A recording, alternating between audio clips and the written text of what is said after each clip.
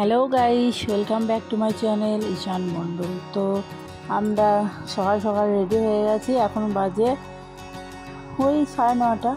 তো আমরা তো আমাদের ট্রেন আছে, তো আমরা রেডি হয়ে চলে যাচ্ছি স্টেশনে। আমরা খাওয়া দাওয়া করে নিয়েছি। তো আমাদের কপালে যে এতটা কষ্ট আছে সেটা তো আমরা জানতাম না, এখন তোমাদের সঙ্গে ভয়েস দিচ্ছি, এখন জানি। তো সারা দিনটা মানে এই দুদিন যা কষ্ট করে বাড়ি ফিরেছি সেটা আমরাই জানি, তোমরাও দেখতে থাকো। তো আমাদের তো টিকিট কাটা হয়েছিল ট্রেনের, তো কিন্তু ট্রেনটা আমাদের কোনো আমরা পৌঁছাতে পারিনি বলে মিস হয়ে গেছে, কারণ আমাদের এই ট্রেনটা আসতে খুব লেট করেছিল। তো তার জন্য ওই ট্রেনটা, তো আমরা এই স্টেশন ঢুকছি। তো এদিকে বাবু চকলেট খাওয়ার জন্য বায়না করছিল। তো এই দোকানটাতে এসেছিলাম স্টেশনের সামনে, তো এখানে অনেক কিছুই চকলেট ছিল।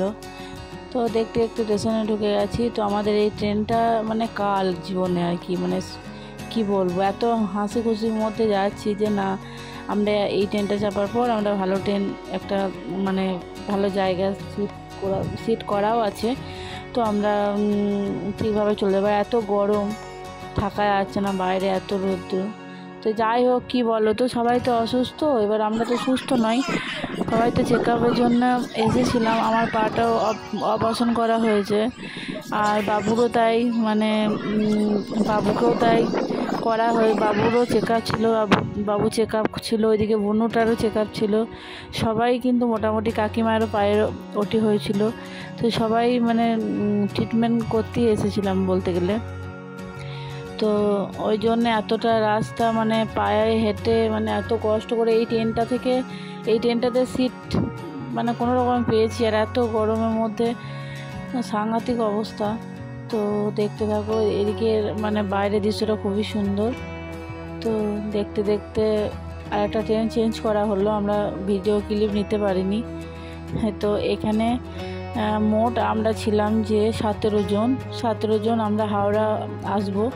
তো 17 জন সবারই টিকিট করা হয়েছিল একটা ট্রেনে, সবাই নিজ নিজ টিকিট কেটেছিল। তো আমাদের এই আমোদপুর আমোদপুর থেকে ওই 4-5 জনের মতন ছিলাম, 6 জনের মতন, বাকিরা সব হাওড়া থেকে অন্য জায়গায় যাবে। তো এই দেখো, অন্য ট্রেন চেপে গেছি। তো আমাদের ট্রেনটা মিস হয়ে গেছে। তো কি করব, কিছু তো করার নেই। তো অবস্থা খুবই খারাপ। আমরা তো এই ভেবে খাবার টাবার কিছু আনিনি যে ট্রেনে পাবো বলে, আর বাচ্চাটার জন্য খুব কষ্ট হচ্ছে। আমি তো নিজে মা হয়েও তো কিছু করতে পারছি না আর কি। তো যতটুকু দেখো, আমরা এতজন আছি পিছনে, এখানে এসে জানতে পারছি যে আমাদের ট্রেনটা মিস হয়ে গেছে। তো কি করা যাবে, করার তো কিছু নেই। আমাদের তো দোষ ছিল, ট্রেনের তো দোষ নেই, আমরা পৌঁছাতে দেরি করেছি কারণ ওই ট্রেনটা লেট করেছিল। তো কিছু করার নেই, আমরা সবাই একটা ডিসিশনে এলাম যে আমরা বাড়ি যাব, কেটেই যাব, ট্রেন চেঞ্জ করেই যাব। তাতে আমাদের যতটাই কষ্ট হোক না কেন, কারণ আমাদের আর কোনো হাতের আমাদের আর কোনো কি বলবো, অপশন ছিল না এটা ছাড়া। তো কী করা যাবে, মুখে হাসি নিয়ে ও চলে গেল ট্রেনে টিকিট কাটতে, কারণ আমাদের ট্রেন তো মিস হয়ে গেছে। তো আমাদেরকে এইভাবেই টিকিট কেটে যেতে হবে, কারণ আমরা সিটও পাবো না, কিছু না, এতটা রাস্তা, দুদিনের জার্নি। তো আমাদেরকে এইভাবেই যাতায়াত করতে হবে আর কি। তো বাচ্চা তো খুবই শরীর খারাপ, এখন তো পুরোপুরি রাত 2:30 বাজছে, তখন আমরা এই অবস্থা আমাদের। তো দেখতে থাকো।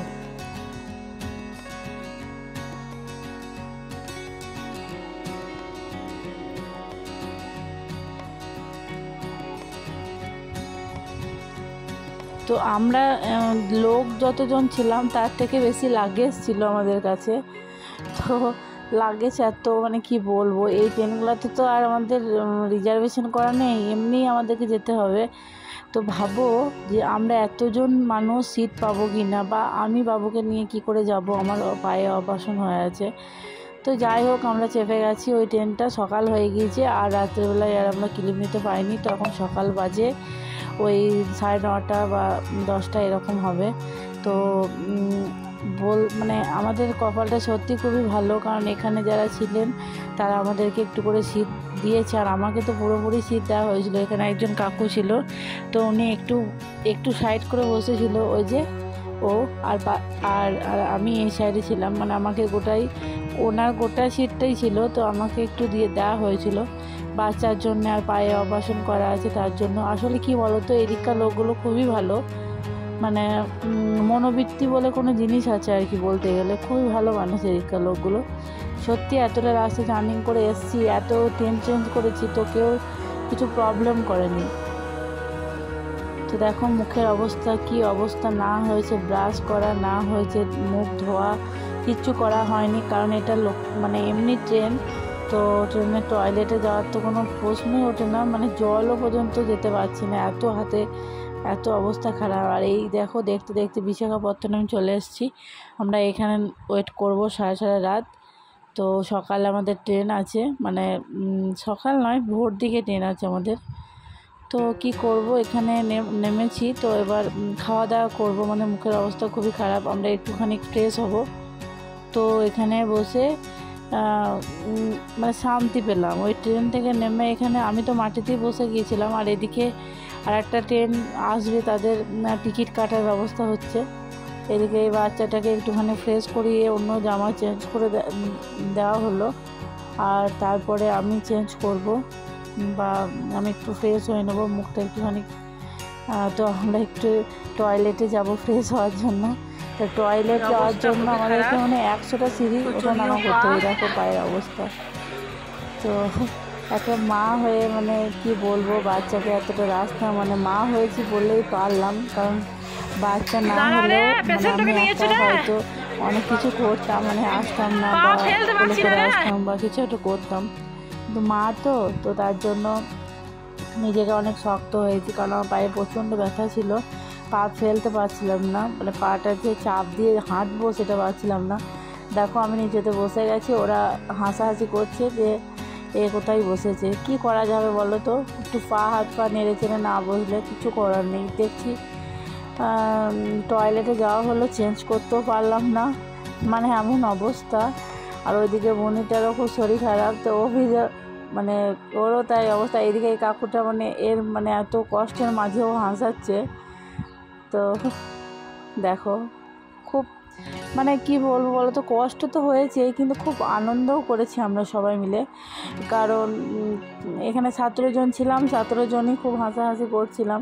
কী করা যাবে, আমাদের অত টিকিট মানে লস তো হয়ে গেল, তারপরে আবার আমরা এত কষ্ট। এই দেখো এই ভাইটা, ভাই নয় মানে কি বলবো, মানে আমার থেকে একটু বড় হলেও হতে পারে বা একটু ছোট হলেও হতে পারে, জানি না। তো ও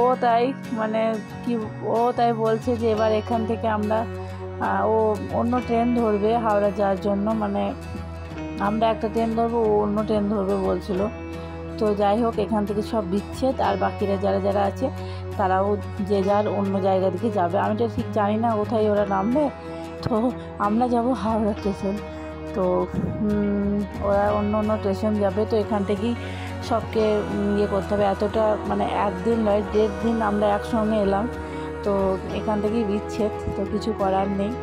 তো তারই মাঝে হাসাহাসি হচ্ছে, আর বোনই সেলফি নিচ্ছে মায়ের সঙ্গে, এত কষ্টের মাঝে। দেখো এখানে আমি ক্লিপটা নিতে পারিনি কথা বলার, কারণ কপিরাইট চলে আসবে বলে। তো ও বলছে যে আমি এবার হাওড়া যাব, এবার আমি ডন, এইসব বলছে আর কি।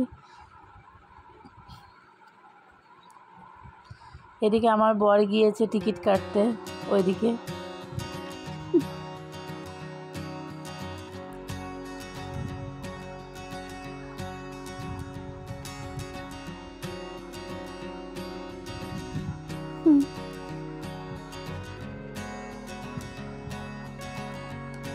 তো সবাই এই দেখো এই মানে এবার সব চলে যাবে। আমি গান করছিলাম যে আলবিদা আলবিদা বলে, তো টাটা বলে দিল। পিছনে যারা আছে তারাও অন্য ট্রেন ধরবে, আর এই তো আমাদের ট্রেন চলে এসেছে। এখন কিন্তু ভোর 3:30 4টা হবে, তো আমরা ট্রেনে চাপবো। তো এখানেও টিকিট পাবো কি না কোনো সন্দেহ মানে আছে আর কি বলতে গেলে। তো দেখাই যাক, কেউ যদি দেয় মুখ দেখে। তো দেখতে দেখতে হাওড়া স্টেশন চলে এসেছি, আর ক্লিপ নিতে পারিনি, খুব কষ্ট করে এসেছি হাওড়া, মানে জায়গা পাইনি বলে। সামান্য মতো পেয়েছিলাম। এখানে হাওড়া স্টেশন থেকে নেমে আমরা বোলপুরে রওনা দেবো। তো বোলপুর থেকে আমাদের আমোদপুরে নামবো। তো যাই হোক, তো চলো দেখতে থাকো। তো